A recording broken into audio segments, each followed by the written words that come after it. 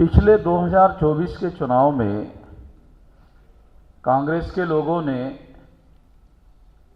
संविधान बचाने का नारा लगाया, मगर संविधान बचाने के पहले संविधान खतरे का नारा लगाया। ये संविधान खतरे में है। तो संविधान खतरे में है, इस बात का प्रभाव सबसे ज्यादा शेड्यूल कास्ट के दिमाग पर होता है। शेड्यूल कास्ट के लोगों के वोटों को हाईजैक करने के लिए संविधान खतरे में नारा लगाया। पहले लगाया कि संविधान खतरे में है, हम बचा सकते हैं। बीजेपी संविधान को खतरे में डाल रही है, संविधान को बीजेपी से खतरा है। यानी इस तरह का लगातार अभियान चलाया गया और फिर बाद में कहा गया कि हम लोग संविधान बचाने का काम करते हैं। ये करने के पीछे अनुसूचित जाति के लोगों पर इसका सबसे ज्यादा असर पड़ता है।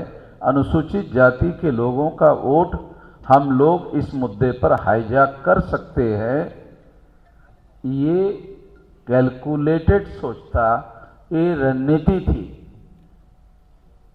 ये रणनीति थी ब्राह्मणों की कि पहले नंबर पर संविधान खतरे में है और संविधान को हम बचा सकते हैं, इसका प्रभाव अनुसूचित जाति पर होगा पहले नंबर पर।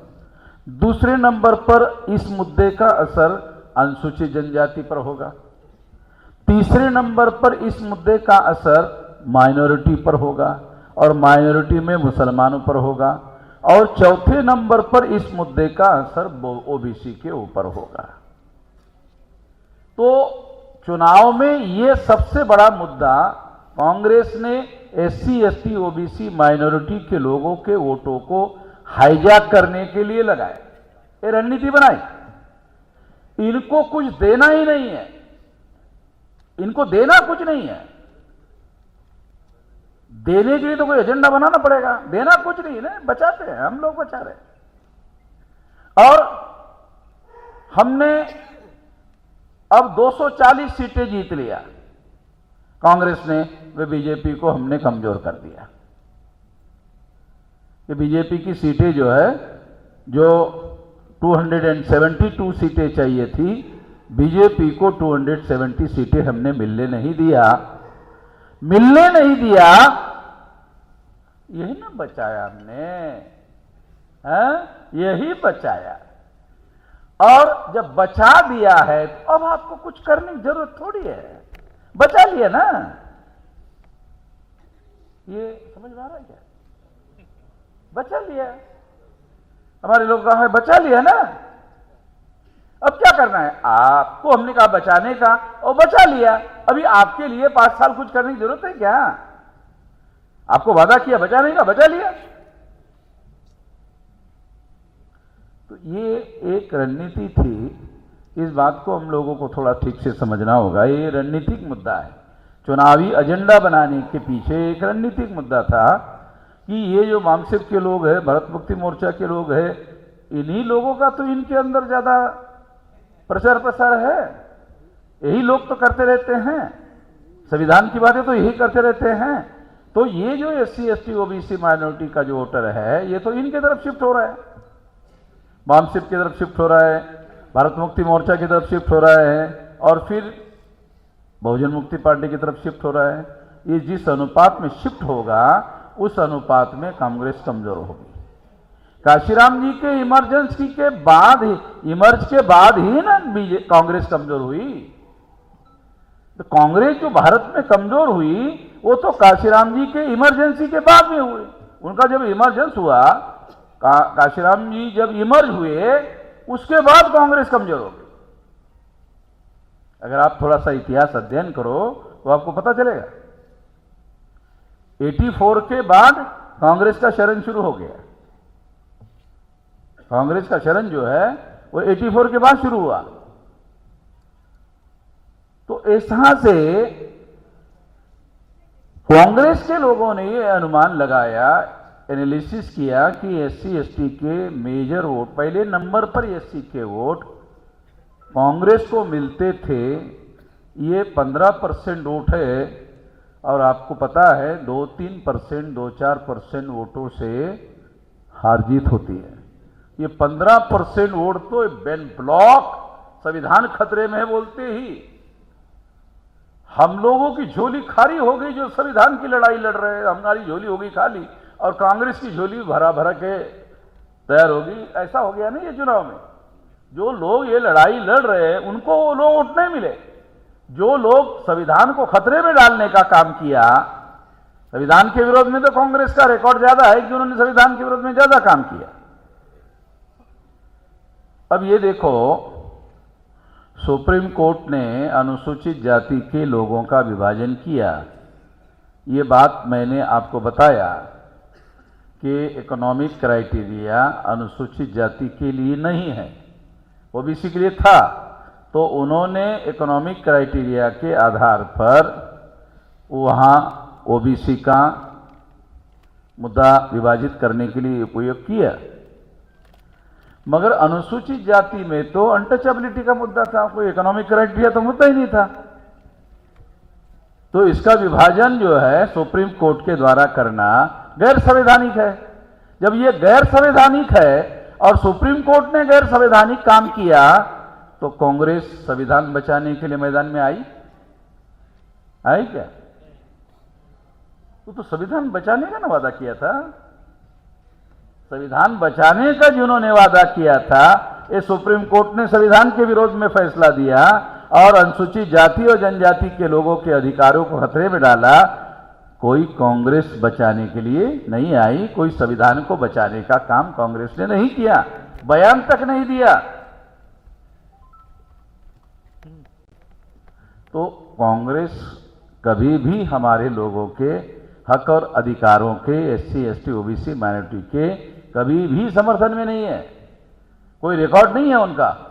जब बाबा साहब अंबेडकर जैसे नेता, सक्षम नेता जब थे तो सबसे ज्यादा कांग्रेस के लोग बाबा साहब अंबेडकर का विरोध करते थे। बाबा साहब अंबेडकर का सबसे ज्यादा विरोध कांग्रेस के लोग करते थे और इसी वजह से बाबा साहब अंबेडकर ने लोकसभा का चुनाव लड़ा। कांग्रेस ने उनके खिलाफ फालतू आदमी को खड़ा किया, फालतू आदमी को चुनवा कर लाया। जयप्रकाश नारायण, राम मनोहर लोहिया और अच्युत पटवर्धन ऐसे जो लोग हैं, ये चुनाव लड़ते थे कांग्रेस के विरोध में। उनके खिलाफ कैंडिडेट तक खड़ा नहीं करती थी। आप लोगों को पता नहीं होगा, जयप्रकाश नारायण, अच्युत पटवर्धन, राम मनोहर लोहिया और ऐसे जो लोग थे ना, इनके विरोध में कांग्रेस कैंडिडेट खड़ा नहीं करती थी। कांग्रेस के विरोध में लड़ते थे मगर उनके खिलाफ कैंडिडेट खड़ा नहीं करती थी कांग्रेस। और वो लोग संसद में चुनकर जाए, इसके लिए कांग्रेस खुद कोशिश करती थी कि ये लोग चुनकर जाए, उनके खिलाफ कैंडिडेट खड़ा नहीं करते थे। जिस व्यक्ति ने संविधान निर्माण करने का काम किया, वो व्यक्ति चुनकर जाए, ऐसा करना चाहिए था ना कांग्रेस को। जिसने संविधान निर्माण करने का काम किया, वो व्यक्ति, एक व्यक्ति अगर संसद में चुनकर जाता है तो बिगड़ जाता था। जवाहरलाल नेहरू के, उसके बाप का कुछ जाता था, है कुछ जाता था उसके। उनको बाबा साहब आंबेडकर को फालतू फालतू आदमी जो है उनके खिलाफ चुनाव लड़वाते थे और उसको पैसा, पब्लिसिटी, सभी प्रकार की ताकत देकर उनके खिलाफ कैंडिडेट खड़ा करवाते थे, चुनवाते थे। ये रिकॉर्डेड बात है। चुनावी रिकॉर्ड के इतिहास में ये सारा का सारा इतिहास अवेलेबल है। और अगर ये इतिहास अवेलेबल है, क्योंकि आप में से बहुत सारे लोगों को मालूम नहीं होगा, हम तो इस आंदोलन का अध्ययन करने वाले लोग हैं, क्योंकि इस आंदोलन को आगे बढ़ाने का हम काम कर रहे हैं, तो हम तो वो सारे आंदोलन का सारा डाटा हमारे पास है।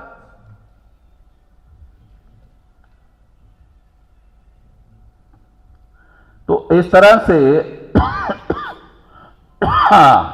हम लोगों को ये लड़ाई हमको ही लड़ना होगा। कांग्रेस संविधान बचाने का काम नहीं कर सकती, ये उसके बस की बात नहीं है। और ऐसा करने से उनको जो हायर स्टाटा है जातियों का, संविधान बचाने के लिए वो समर्थन नहीं करते, क्योंकि उनको ये संविधान बचेगा तो हमारे इसी संविधान की वजह से तो हमारे हक और अधिकार कम हो गए। संविधान बचाने का नारा अगर कांग्रेस लगाएगी तो जो ब्राह्मण क्षत्रिय वैश्य है ये बोलेगा अरे इसकी वजह से तो हमारे अधिकार खत्म हो गए, ये इसकी वजह से खत्म हो गए, तो ये अगर ऐसा करते हैं तो हम क्यों कांग्रेस को वोट देंगे।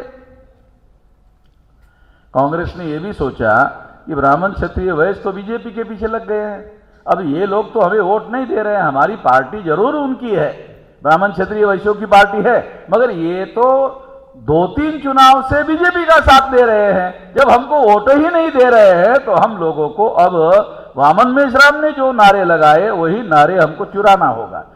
कल के अखबार में राहुल गांधी ने कहा अरे बहुजन की लड़ाई तो हम लड़ेंगे, अरे चलो वो भी चुरा लिया। अब हम लोग कौन सा हम लोगों के लिए कोई कुछ रखा ही नहीं यार। यही हमने जो मुद्दे उठाए वो सारे के सारे मुद्दे उठाकर वही लोग लेकर चलने की कोशिश करते हैं। जब वो बहुजन का नारा लगाता है राहुल गांधी तो अखबार में छप कर आता है, वामन मेश्राम जब बहुजन का नारा लगाता है तो अखबार के आखिरी पन्ने में भी नहीं आता। अखबार के आखिरी पन्ना का मतलब है पिछवाड़े, अखबार का पिछवाड़ा जो है उसमें भी हमारी खबर छप के नहीं आती। तो इसका मतलब ये है कि ये सारा डाटा, ये सारी जानकारी मैं आपको इसलिए बता रहा हूं ताकि आप लोगों को ये बात समझ में आ जाए।